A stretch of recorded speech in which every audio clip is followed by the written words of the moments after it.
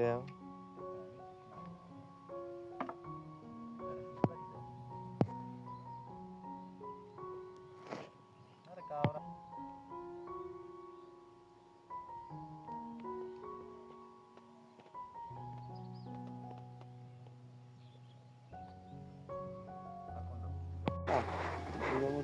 আমরা আজকে ভেরিতে কাজ করছি।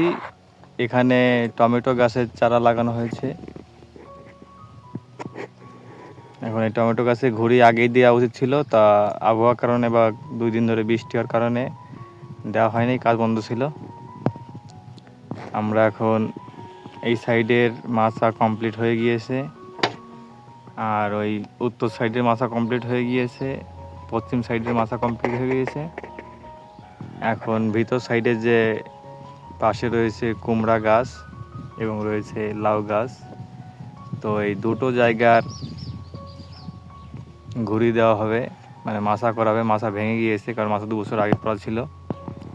মাছা ভেঙে গিয়েছে, মাছা আমরা এখন মেরামত করব। তো যারা এই সময় ভেরিতে সবজির চাষ করেন বা করা হয়, তারা অবশ্যই আমাদের কমেন্ট বক্সে এসে কমেন্ট করবেন। এবং আমাদের তেমন একটা করা হয় না এই ভেরির চাষ। আমরা এক প্রকার নতুন চাষি।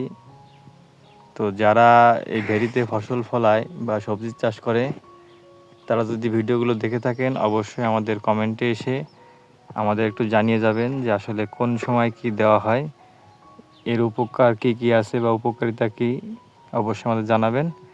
আমরা সেইগুলো ফলো করে আমরা সামনের দিকে চাষবাস সেভাবে করব। তা আশা করি ভিডিওটা আপনারা সবাই পাবেন এবং দেখবেন, আর অবশ্যই আমাকে একটু হেল্প করবেন যে কীভাবে চাষবাস করব। তো সবাই ভালো থাকবেন, সুস্থ থাকবেন। আবার দেখা হবে বা কথা হবে পরবর্তী ভিডিওতে।